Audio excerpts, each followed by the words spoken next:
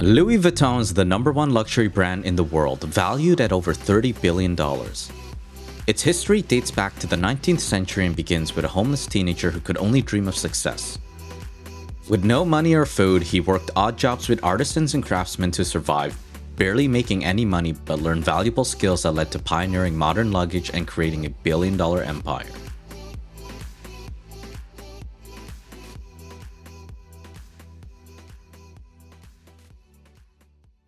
In the 19th century, Louis Vuitton was born and raised in Annecy, France to a farmer and hat maker.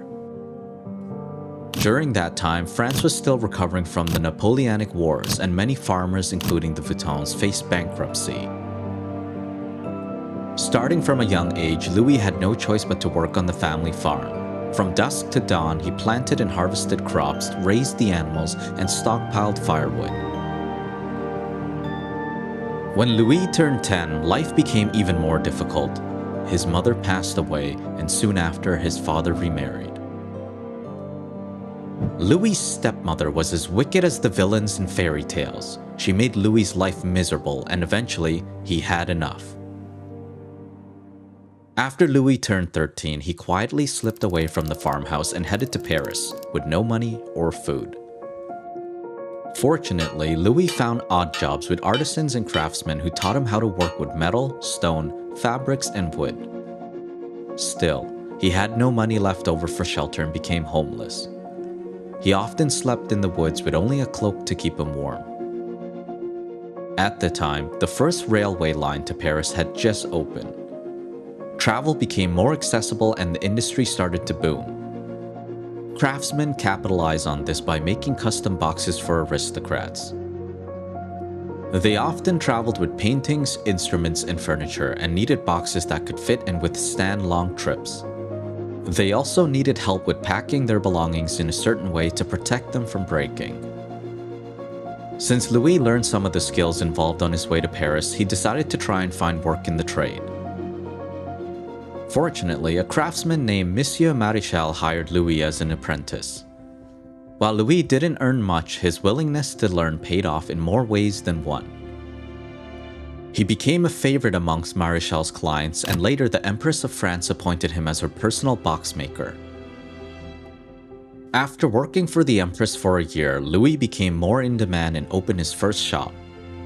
Early on, Louis came up with ideas for new products that changed the industry standard. At the time, traditional boxes were made with leather and were rectangular shaped.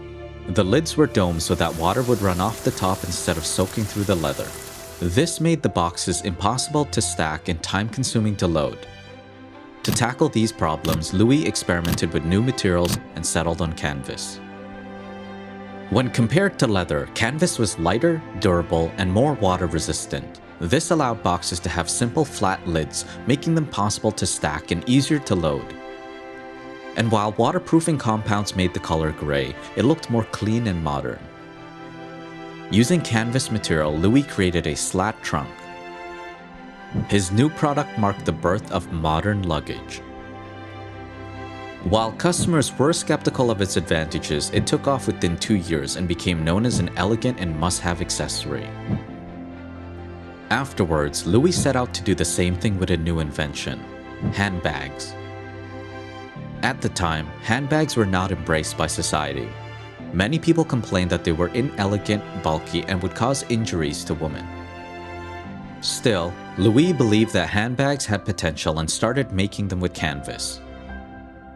They immediately took off and created the demand for more styles so that women could pair them with different outfits. Eventually, Louis could not keep up and enlisted help from his son, Georges. Like his father, Georges came up with new ideas that changed the industry standard. He created a tumbler lock that turned trunks into treasure chests and prevented theft. Up until then, most trunks had locks that could be easily picked. The family's products became even more desirable, but soon after, production came to a halt. A war erupted and destroyed the business, making Louis homeless for a second time.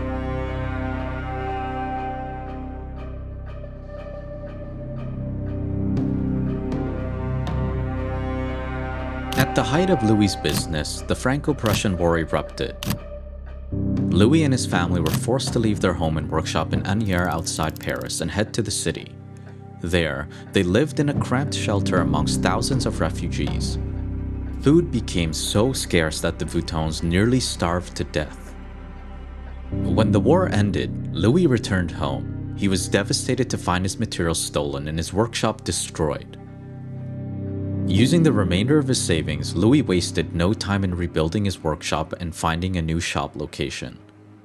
Fortunately for him, property prices dropped because of the war. Louis took advantage of the opportunity and purchased a shop in an upscale district.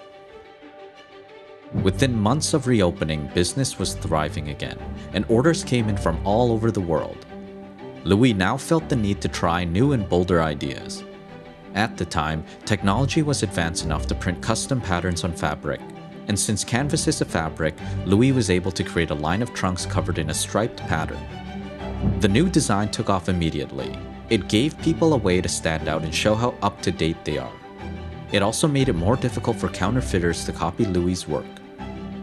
Afterwards, Louis received so many international orders that he opened a shop in London. The expansion led to diversifying his clientele, which included more royals and explorers. From then on, Louis was known as the only designer whose products could be found in both the homes of the elite and within exotic rainforests. Eventually, Louis decided to release his first catalog to make ordering easy. It was a practical move that was bound to bring the business to new heights. But within that same year, an unexpected tragedy stomped on Louis's efforts. Louis suddenly passed away in his home at the age of 72. The cause of his death remains unknown. It was now up to Georges to take on his father's unfinished plans. Georges wasted no time in growing the business and traveled to the US to attend the World Fair. The experience made him realize that he needed an international sales network, and fortunately for him, he met someone at the fair who could help, John Wanamaker. John pioneered the concept of the department store and invented the price tag. After meeting Georges, he started selling LV in his New York department store. It became the first in the US to carry the brand. It was then that Georges created a monogram in memory of his father, a floral pattern with an interlocking L and V. Customers were shocked to see the monogram on products. They were used to only embellishing their own names or initials on bags.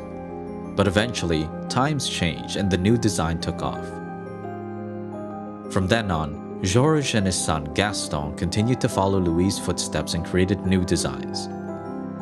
Noteworthy creations include a bag for everyday use, the Keep-All, a bag to carry wine and champagne, the Noe, and a redesign of a Coco Chanel commission, the Alma.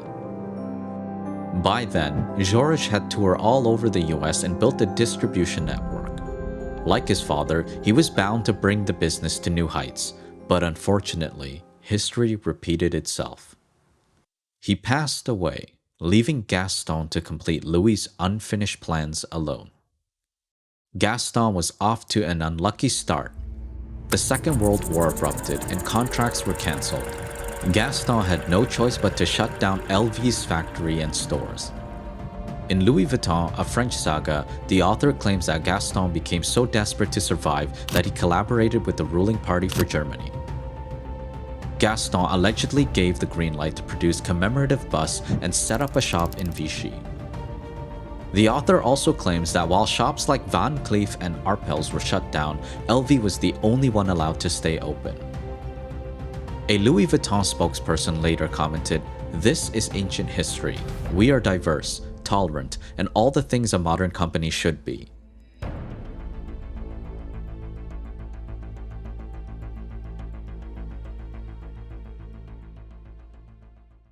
After the war ended, Gaston tasked his sons Henry, Jacques, and Claude with rebuilding the company. With their father's guidance, the sons ensured new models of luggage were made each year. But after Gaston's passing, business stagnated. Hard-sided luggage became less popular. Henry, Jacques, and Claude were divided about how to run the company. So they asked their sister's husband, Henry Racamier, to take over. By then, Henry founded and sold a steel trading company for a large profit. He had a keen business acumen and pivoted LV from wholesale to retail and tapped into the Asian market. Within 6 years, LV sales soared from $20 million to over $260 million. It was around then that Henry took LV public. The company's stock sold out after more than 1 million shares were sold. 2 months later, LV's stock price started to fluctuate. Analysts warned that sales might fall since counterfeit goods were on the rise. Still, Henry forged ahead with opening stores all over the world. Within just a few years, he proved the analysts wrong. LV reached nearly $1 billion in sales and merged with Moet Hennessy, a champagne and cognac producer, to form a luxury goods conglomerate, LVMH. The goal of both companies was to prevent the threat of an outside takeover. While the merger allowed LV to expand its investments, Henry found himself embroiled in management disputes with Moet Hennessy's president, Alain Chevalier. In hopes of gaining control, Henry asked a property developer named Bernard Arnault to be his ally, who agreed, but soon after, Henry realized that Bernard had his own ambitions. Bernard secretly bought a controlling interest in LVMH for himself and gained support from the Moet and Hennessy families. Afterwards, a legal battle between Henry and Bernard ensued. The courts favored Bernard and forced Henry to step down. From then on, LV fell behind when compared to other luxury brands. It was considered a smaller business and sales plummeted. No journalist dared to speak highly of the brand. It wasn't until LV followed Louis' footsteps under the leadership of Yves Carcel and came up with a new and bold idea that things changed. The company invited designers such as Vivienne Westwood, Isaac Mizrahi, and Manolo Blahnik to create handbags using its monogram for its 100th anniversary. At the time, such collaborations were practically unheard of, and handbags weren't a thing in the world of luxury. Still, the collaboration was well received and put both LV and handbags back on the map. 1 year later, LV hired a designer named Marc Jacobs to be their creative director. Marc revitalized the brand by launching its first ready-to-wear line, designing its popular Vernis collection and collaborating with high-profile artists, starting with Steven Sprouse and Takashi Murakami. Since then, LV has expanded into watches, jewelry, and sunglasses and continues to launch iconic bags. The company also continues to make everything in-house. Craftsmen must train for 2 years, and some pieces require 300 stages to assemble. Today, LV ranks as the #1 luxury brand in the world, and its valuation has topped $30 billion. This is the story of how a homeless teenager pioneered modern luggage and laid the foundation for a billion-dollar empire.